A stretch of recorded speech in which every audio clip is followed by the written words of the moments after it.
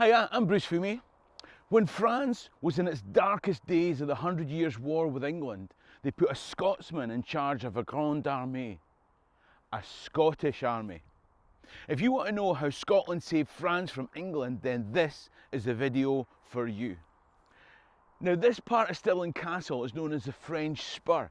It was built at the time of Marie de Guise during the Rough Wooing, when Henry VIII of England was invading to force a marriage between her daughter, Mary Queen of Scots, and his son, Edward. French troops came to save us and they built this. But let's face it, they were only repaying a favour. If you're interested in the people, places and events in Scottish history, then click the subscribe button at the bottom right hand side of the screen at any time. Then click the notification bell to make sure that you're told about my future videos. In the meantime, let me tell you a story. There had been an alliance between Scotland and France since Edward I of England invaded Scotland back in 1296. The death of Alexander III had left Scotland divided between Bruces and Baliol's, and Edward Longshanks used that as an opportunity to take over. If you want to know about the aspects of the Auld Alliance that they never talk about, then I've got a video about that, and of course there'll be a link at the end. But it's now the summer of 1392, almost 100 years after William Wallace won a famous victory down there at Stirling Bridge. The 23-year-old Charles VI of France is on an expedition in Brittany. Suddenly, he goes crazy and starts swinging his sword and slashing at his entourage and his brother, the Duke of Orleans, in a psychotic episode that leads to two consequences. One, for the rest of his reign and continuing psychotic episodes, he's known as Charles the Mad. Two, a regency has to be put in place to manage France for the rest of his unstable reign. But who should be the regent?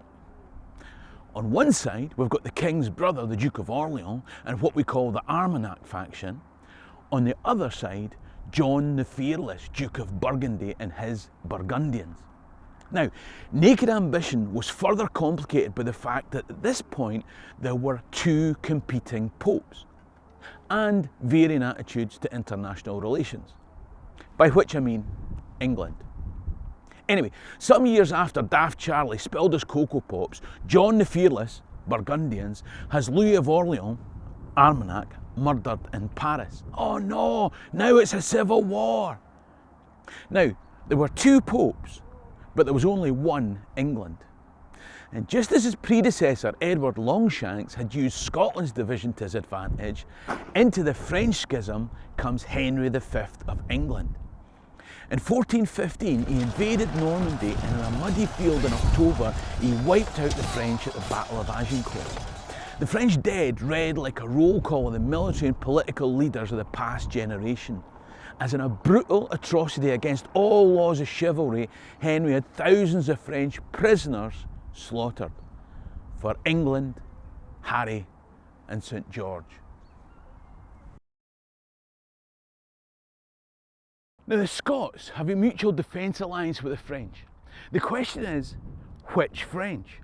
The Armagnacs or the Burgundians? If you want to understand that, you'll have to watch my next video, Why Did the Scots Save the French from the English? In the meantime, let's stick with the how. On the Burgundian side, that's the guy whose murders of the Duke of Orleans had escalated matters in the first place. The Queen had a tight grip of Charles the Mad, and they allied themselves with the English. On the Orleans Armagnac side was the son of Charles the Mad, the Dauphin, and of course, the Scots. A great Scots army landed at La Rochelle on October 1419 under John Stuart Earl of Buchan, just in time to find out that the Armagnacs had now killed John the Fearless in retaliation for his murder of the Duke of Orleans. Oh no! That just threw the Burgundians further into the arms of the English. And 7 months later, the Treaty of Troyes made Henry V of England the regent and the next in line to the French throne when Tewdwrlali died.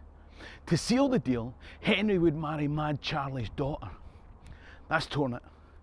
Buchan went back to Scotland for more troops, and around 5,000 reinforcements were sent.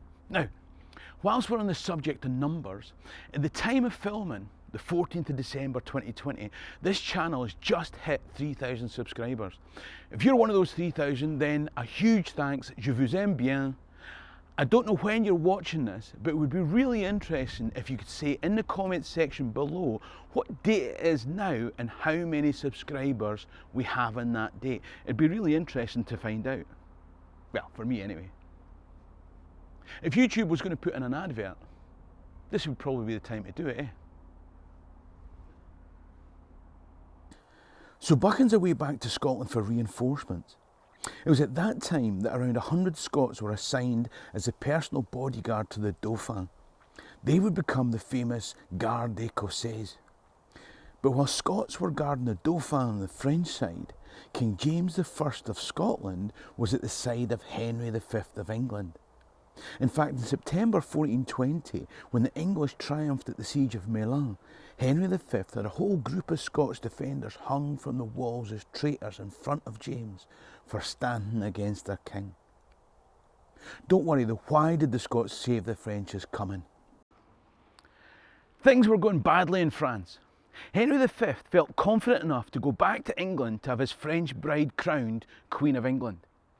And that was when there was a seldom remembered but hugely important battle between the Scots and the English on French soil. In March 1421, the Battle of Beaujeu saw the Scots score a resounding victory against the English, leaving 1,600 English dead, including Henry V's brother, the Duke of Clarence, with virtually no losses on the Scots side. The Pope, if you believe that he was the real Pope, said that the Scots were the antidote to the English. Now I'll leave a link to the book Antidote to the English in the description below. I thought it was a bit pricey for second hand, but a great book nonetheless. The point is that the Scots had halted the English advance. Now don't get me wrong, there were a few French there too, but they were incidental. After the battle, Buchan was made Constable of France. The French army, which had been largely Scots, was now led by a Scotsman. But by the summer of 1421, Henry V was back. He and James I had been to England for the Queen's coronation, and they were now moving south from Calais and had crossed the Seine. Come September, we had a strange state of affairs, no mistake. The Franco-Scottish army were at Beaugency. The Scottish king is a knight in the English army as they approach a French army that's full of Scots and led by the Scottish Earl of Buchan. Now, rather than face this clearly embarrassing eventuality, Buchan stripped the land bare and left the English army to die of hunger and dysentery. It was dysentery that took the life of Henry V a few months later. On his deathbed he said, "Wherever I pursue the Scots, alive or dead, I find them in my beard. Aye mate, them and Rice Krispies." Henry V was dead, but it was the blood of Scots that had held back the English tide. Now there was more tide to hold back and more blood to be spilled. Even with Henry dead, the English posed a continuing challenge, and the Dauphin sent for a third army of Scots, who arrived under Sir James, the 4th Earl of Douglas. The Dauphin gave him a rich French dukedom, but he was only able to enjoy that dukedom for a summer, because in August, the Scots fell to their worst defeat on French soil at Verneuil. If you visit St Gatien Cathedral in Tours, you'll find 3 Scotsmen. The 4th Earl of Douglas, aka the Duke of Touraine, his son James Douglas, and his son-in-law John Stuart Earl of Buchan, all buried together in that cathedral.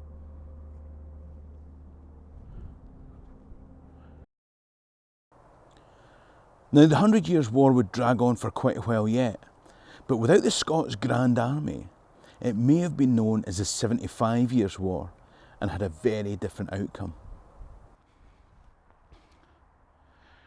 3 significant things happened. The death of Henry V meant that England had their own regency for his son, the child king Henry VI. In Scotland, James I was now back after 18 years as a hostage in England.